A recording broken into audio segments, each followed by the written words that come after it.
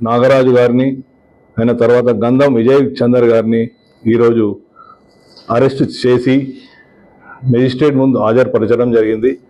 వారిని జ్యుడిషియల్ రిమాండ్కు తరలించడం జరిగింది. ఈ సంఘటనలో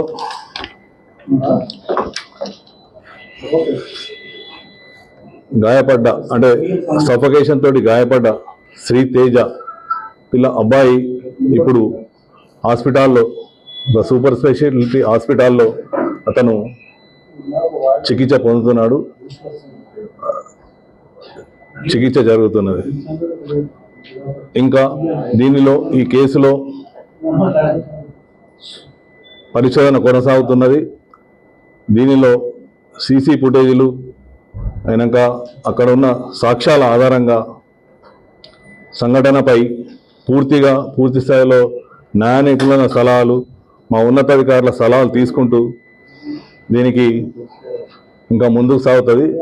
దీనిలో చట్టరీత్యా ఎవరెవరైతే దీనిలో ఇంకా పాలు పంచుకొని ఉన్నారో వారందరిపై తదుపరి చర్యలు ఉంటాయి. Thank you.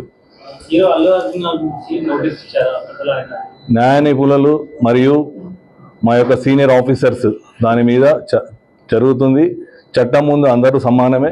చట్టం ఎవరికి చుట్టం కాదు.